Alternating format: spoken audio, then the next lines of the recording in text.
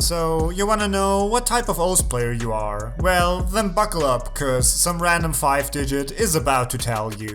What's going on, everybody? It's me here, and despite my rank still being garbage, I have spent way too much time with the pink circle game already. No, it's not that I regret it or anything. However, during this time, I was able to make out one or two common tropes among our community.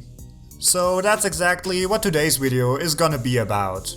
So let's not waste any more time and go straight into the 7 types of Osu player you probably are.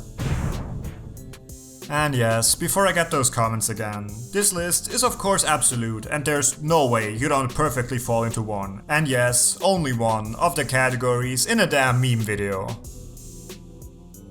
Alright, let's start out with the biggest group. The Noob makes up 90% of the entire player base, or well, at least registered accounts. That's cause most of them don't end up sticking around for more than a couple days. Like, they probably found the game cause they were either looking for a name trainer, saw a god mode replay, or just like anime songs. And except for that last group, which there are enough maps for them, starting out is gonna be quite boring, cause easy maps, well, they aren't very good. So sadly, it's no surprise to see a lot of them just rush ahead in star rating or outright quit cause they get bored of the content, which they can actually play. But that's a more serious topic for another day, so let's quickly move on to the next category.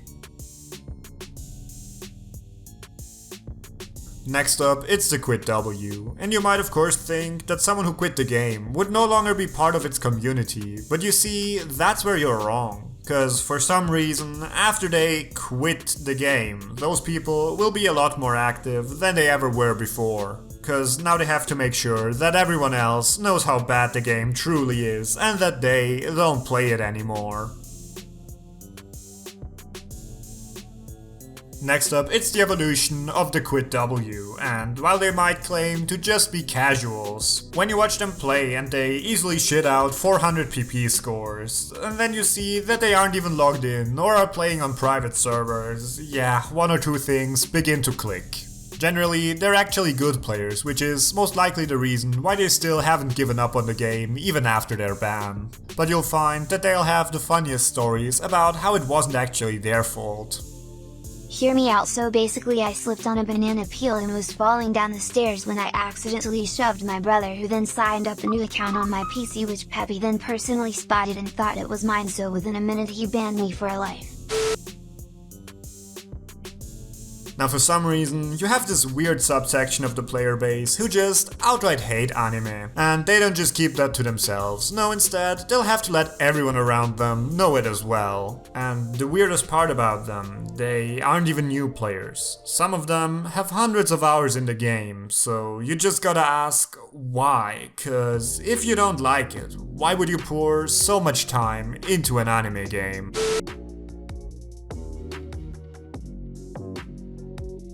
Now, when they aren't busy getting shafted by whatever rework, these players will spend all their time focusing on a single overweight skill and then just train that one to the extreme. Mostly it's either jumps or DT, but it could technically be anything. Seriously, one or two more reworks and we could even end up in a flashlight meta. And sure, they get their top plays on overweight maps, but unless you quit in 2012, there's a good chance that yours aren't much better either.